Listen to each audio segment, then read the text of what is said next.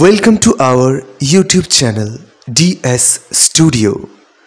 গল্পের জগতে আপনাদেরকে স্বাগত। Smoking is injurious to health, it causes cancer. ধূমপান স্বাস্থ্যের পক্ষে ক্ষতিকর, এতে ক্যান্সার হতে পারে। নমস্কার বন্ধুরা, আমার চ্যানেলে আপনাদের সবাইকে স্বাগত। আমি আবারও চলে এসেছি আপনাদেরকে গল্পের জগতে নিয়ে যাব বলে। আমাদের চ্যানেলে আমরা বিভিন্ন ধরনের গল্প প্রচার করে থাকি। ভূতের গল্পে অনেক সময় ব্ল্যাক ম্যাজিক, দেবদেবী, ঝাড়ফুঁক, তন্ত্রমন্ত্র ইত্যাদির উল্লেখ থাকে। গল্পের লেখক রোমাঞ্চকর আবহাওয়া বা প্লট তৈরির খাতিরে এগুলি ব্যবহার করে থাকেন, কোনো রকম কুসংস্কার বা অযৌক্তিক ভীতিকে প্রশ্রয় দেওয়ার জন্য নয়। আমরা আশা করব আমাদের শ্রোতারাও সমস্ত রকম কুসংস্কার মুক্ত হয়ে খোলা মনে গল্প শোনার আনন্দে এই গল্পগুলি গ্রহণ করবেন। আমাদের আজকের নিবেদন একটি ভৌতিক গল্প। গল্পের মধ্যে থাকছে কিছু ভয়, কিছু রহস্য, কিছু মজা। আশা করছি গল্পটি আপনাদের সকলেরই ভালো লাগবে। তো গল্পটি ভালো লাগলে অবশ্যই একটি লাইক দেবেন এবং চ্যানেলে নতুন হয়ে থাকলে চ্যানেলটিকে সাবস্ক্রাইব করে আমাদের পাশে থাকবেন। তাহলে চলুন শুরু করা যাক আজকের ভৌতিক গল্প, অভিশপ্ত রাত।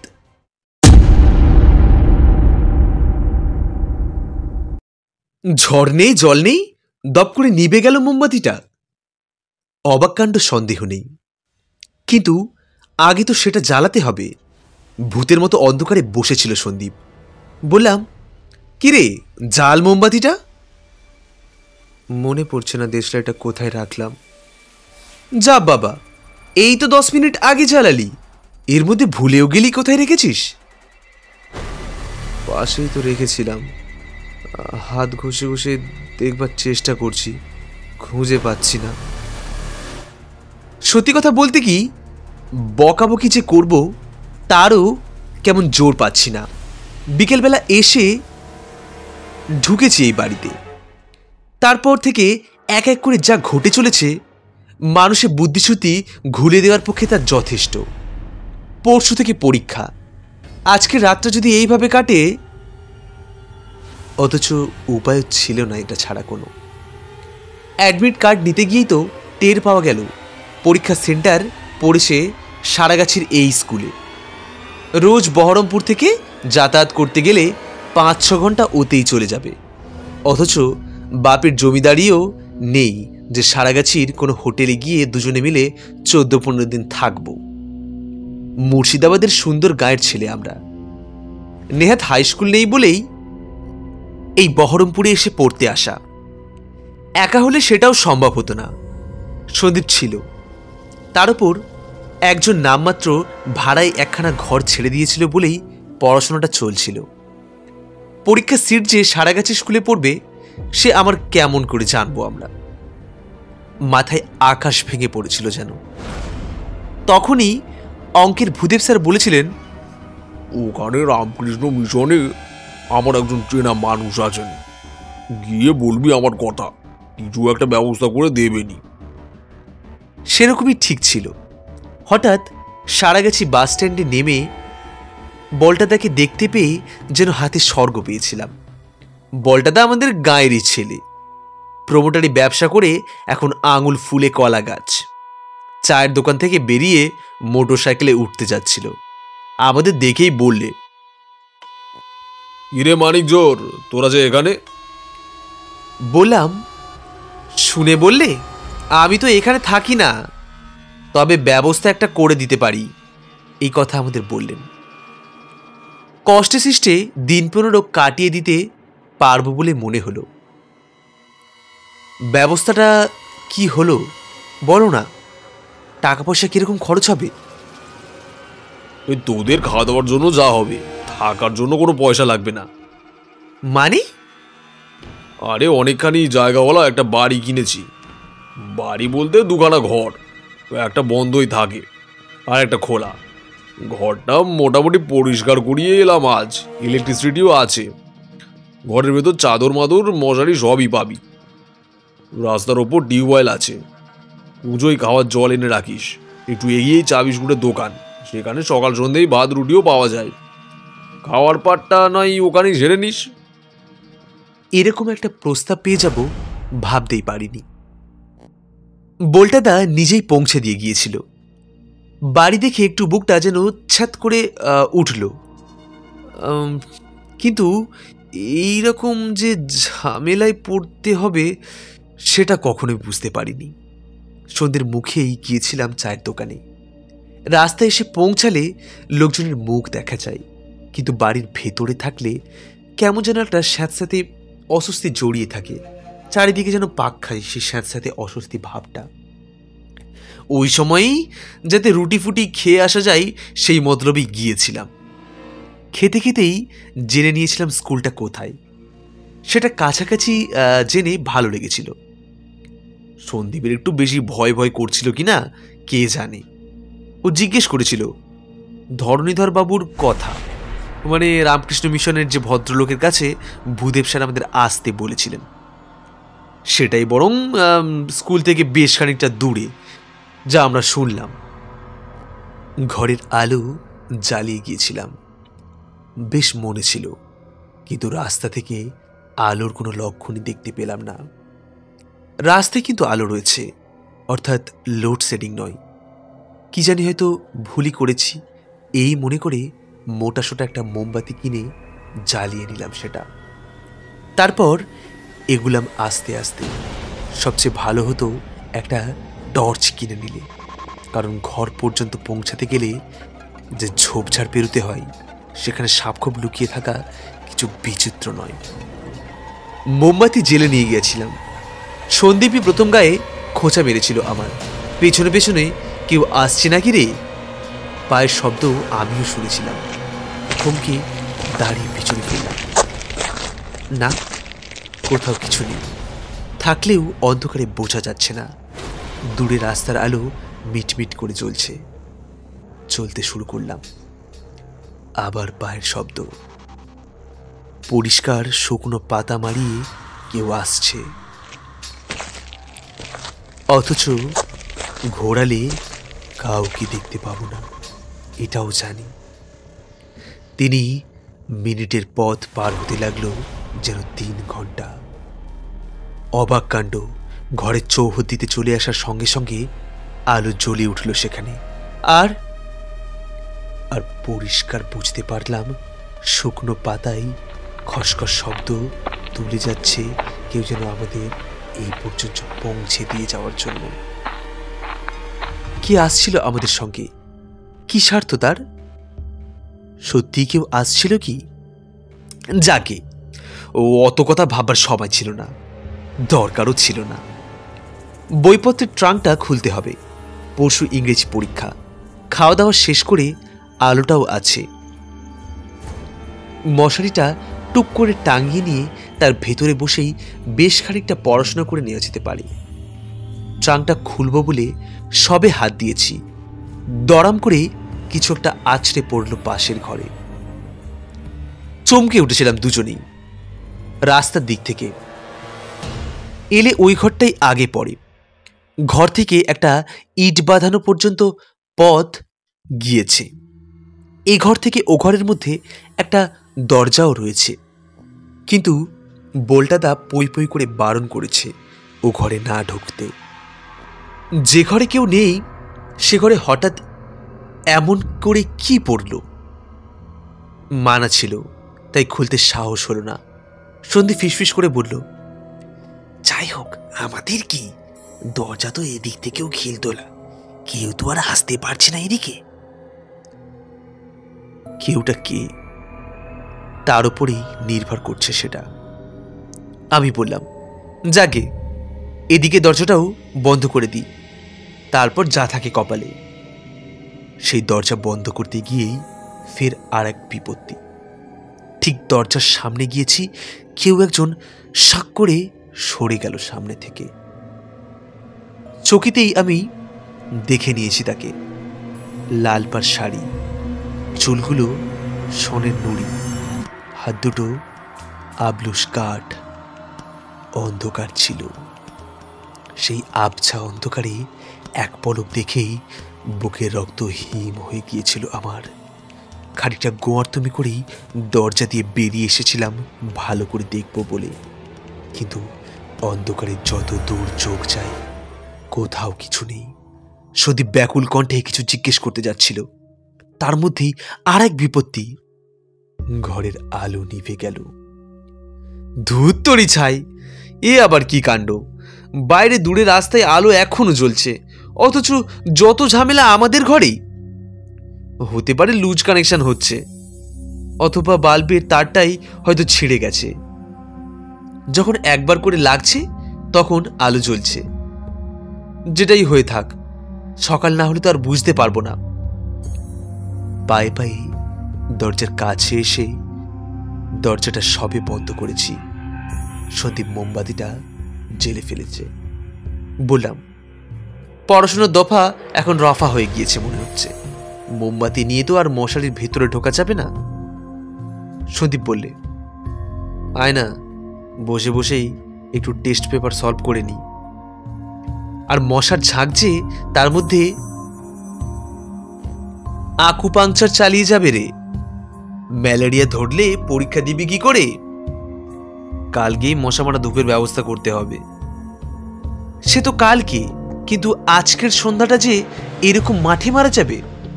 আমি বলছিলাম, চল তো দেখি একটু চেষ্টা করে। সবে টেস্ট পেপারটা নিয়ে বসেছি, তখনই ওই কাণ্ড। ঝড় কিছুই নেই, জোরে হাওয়া পর্যন্ত নেই, নিভে গেল মোমবাতিটা। 2-3 মিনিট হাতড়েও উদ্ধার করতে পারল না সন্দীপ দেশলাই। হাল ছেড়ে দিয়ে বলল, ধুস, ও পাওয়া যাবে না। পাওয়া যাবে না মানে? অন্ধকারে বসে থাকবো নাকি ভূতের মতো? ঢুকে পড়ি জল মশারির ভেতর, এই সন্ধ্যাবেলা ঘুম আসবে। আমি বললাম, রাতে একবার বেরোতেই হবে, জলটাল খাবো, ঘুটঘুটি অন্ধকারে থাকা যায় নাকি? কি করবি তাহলে? চল না আরেকবার যাই দোকানে, সবে তো সন্ধে রাত। তা হোক, ওই জঙ্গল পেরিয়ে ওখানে যাওয়া মানেই গরমকাল, সাপটা তো থাকতেই পারে।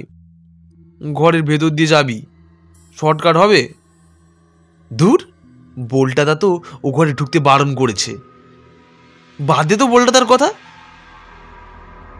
আমি বললাম, আসলে দরম করে ওই আওয়াজটা হলো বলে তুই ভয় পাচ্ছিস না? তোর সাহস আছে? আরে দুজনে তো আছি, খোল না খিলটা। বললাম বটে, তবে বুকের ভেতরটা কেমন যেন ধকধক করছিল। একেবারে দম বন্ধ করা অন্ধকার, যা করতে হচ্ছে তাই আন্দাজ করে হাতড়ে হাতড়ে কি করে যে খিলটা খুললাম। তারপর সোজা ছুটে গিয়ে আর একটা দরজা, সেটা আমরা জানি এই দরজাটা খুললেই সোজা রাস্তাটা দেখতে পাবো, এটা জানতাম। তাই হলো। রাস্তার আলো দেখে প্রাণে একটু সাহস হলো। হরণ করে 2 মিনিটে একেবারে দোকানে। কি হলো ভাই? দোকানে জিজ্ঞেস করলো। বললাম, মোমবাতিটা নিভে গেছে, দেশলাই দিন আর একটা কথা বলবো ভাই। দোকানি একটু ইতস্তত করে জিজ্ঞেস করলো, হ্যাঁ কি বলুন না। তোমরা রাতে আর ওখান দিয়ে যেও না। মানে?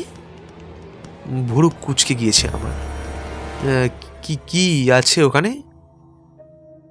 না না, হয়নি কিছু, মানে বহুদিন পড়ে আছে তো ওইভাবে।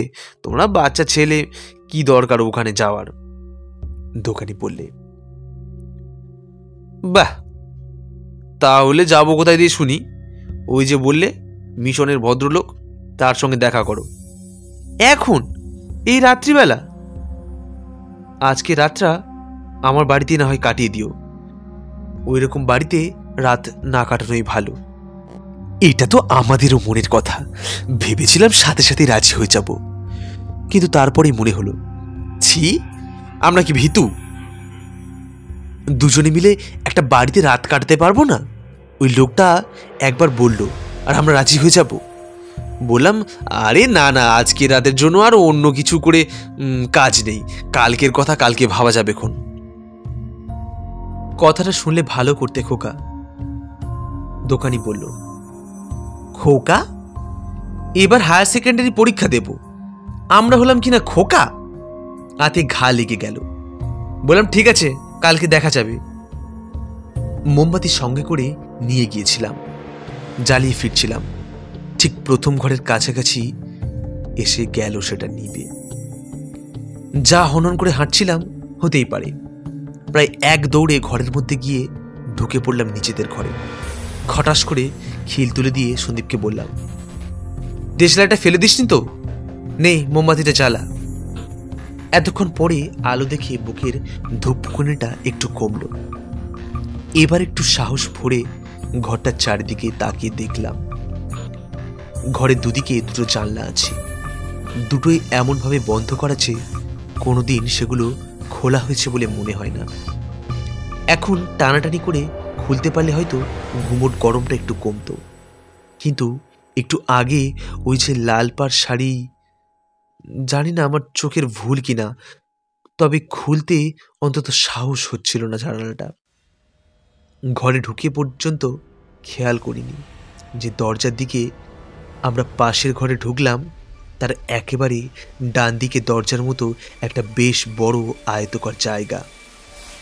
দেখলে মনে হয় যেন বিরাট দেওয়াল আলমারি ছিল, কিন্তু এখন আলমারির চিহ্ন নেই, সমস্তটাই সিমেন্ট লেপা, তার ওপর ধ্যাবড়া ধ্যাবড়া করে চুনকাম করা, ফলে ঘরের নোংরা দেওয়ালে জিনিসটা আরো স্পষ্ট হয়ে আছে। আমি যখন ঘরের মধ্যে এই বস্তুটি দেখতে ব্যস্ত, সন্দীপ কখন জানলা খুলবার জন্য এগিয়ে গেছে সেদিকে খেয়াল করিনি। খেয়াল হলো যখন আর্ত চিৎকার করে সে সরে এসছে জানলা থেকে। চিৎকারের কারণটা এবার আমিও শুনতে পেয়েছি। জানলার ওধার থেকে কেউ তাতে হালকা করে টোকা দিচ্ছে, টক টক টক। আশ্চর্য, কেউ আমাদের ডাকছে। কে ডাকবে আমাদের? কেউ তো চেনে না আমাদেরকে, তাহলে কে ডাকবে আমাদের? কান খাড়া করলাম আবার, এবং আরো জোরে। নিজেদের একটু ধাতস্থ করছিলাম, আবার বুকের স্পন্দন দ্রুততর হলো। পরক্ষণেই সামনে নিলাম নিজেকে।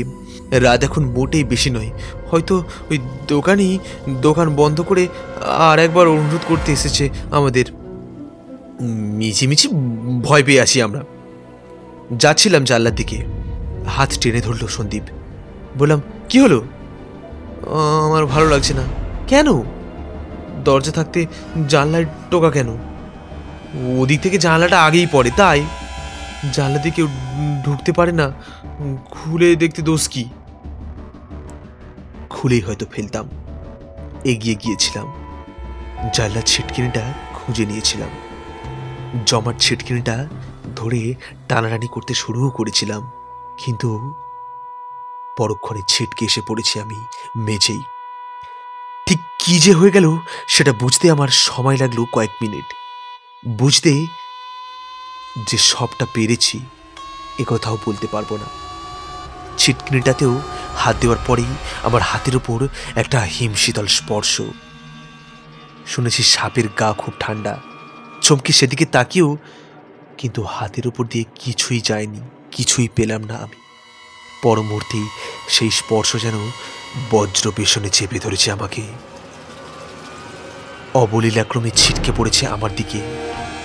মুখের উপর সন্দীপের ভয়ার্ত দুটো চোখ, কিন্তু কথা কি আমি বলবো? গলা তো আমার শুকিয়ে কাঠ। কুঁজো থেকে একটু জল দিয়ে গেল সন্দীপ। আস্তে আস্তে উঠে বসেছি সবে, এমন সময় আবার জানলায় সেই আওয়াজ।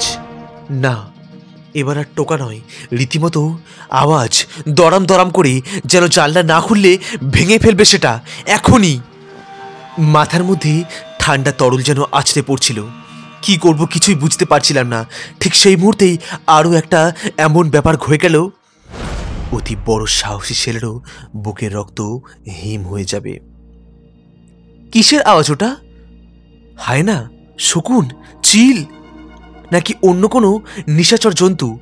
মানুষের গলা থেকে তো এরকম আওয়াজ বার হতে পারে না। প্রথমে মনে করেছিলাম কান্না, তারপর বুঝলাম অট্ট হাসি, তীব্র হাসিতে ফেটে পড়ছে কেউ। আওয়াজটা পাশবিক, কিন্তু এখন যেন মনে হচ্ছে সেটা কোনো নারী কণ্ঠ থেকেই বেরিয়ে আসছে। কেমন যেন মনে হচ্ছিল ওই প্রায় অশরীরী মূর্তি দেখেছিলাম তখন, লালপাড় শাড়ি, আবলুস কাঠের মতো রং, সেই দানবী কি তাহলে হাসছে এমন রক্ত হিম করে? সেটা ভাববার সময়ও বেশিক্ষণ পেলাম না। তারপরেই যে ব্যাপারটা শুরু, তা এলো তার চেয়েও ভয়াবহ, তার চেয়েও ভীতিপ্রদ। বাইরে একটা খণ্ডযুদ্ধ বেঁধেছে মনে হচ্ছিল আমার। গুলির শব্দ শুনলাম, দুমদাম করে কিছু আছড়ে পড়ার শব্দ, ঠিক যেমনটি শুনেছিলাম পাশের ঘরে। মাঝে মাঝেই ভেসে আসছে সেই তীক্ষ্ণ হাসির শব্দ। কতক্ষণ এরকম চলেছিল জানি না। তারপরই হঠাৎ একসময় দড়াম করে খুলে গেল আমাদের ঘরের দরজা। হাড় কাঁপানো হিমেল হাওয়া ঝাঁপিয়ে পড়ল আমাদের ওপর। মোমবাতিটা নিভে গেল দমকা হাওয়ায়। তার পূর্ব মুহূর্তেই দেখতে পেয়েছি কিছু একটা গুরুভাব আছড়ে পড়েছে ঘরের ওই বন্ধ করা আলমারির ওপর। সমস্ত ঘরে যেন খেলে বেড়াচ্ছে লাল ঢেউ। ঘরের ভেতর সেই লাল পেরে শাড়ি যখন সমুদ্র। জ্ঞান হারাবার আগের মুহূর্ত পর্যন্ত সন্দীপের একটা হাত সজোরে আঁকড়ে ধরে রেখেছিল আমাকে। এইটুকু শুধু বলতে পারি। অনেকক্ষণ পর ঘুমোবার পর যেন যেরকম ঘোর থাকি, সেইভাবে আস্তে আস্তে চোখ খুলে দেখতে পাচ্ছিলাম অপরিচিত একটা মুখ ঝুঁকে আছে আমার সামনে। কানে গেল তার কণ্ঠস্বর, ঠিক আছে ডাক্তারবাবু, জ্ঞান ফিরেছে। আমার মনে পড়ল আগেও দু একবার ঘোরের মধ্যে চোখ খুলে গেরুয়াপ্রা কিছু মানুষ দেখতে পেয়েছিলাম। চোখ খুলতে পারিনি, বন্ধ হয়ে আসছিল পরক্ষণেই। এবার আর সেটা হলো না। চোখ খুলে ডাকলাম, কথা বলতে পারছিলাম। বললাম, সন্দীপ কোথায়? তোমার বন্ধু?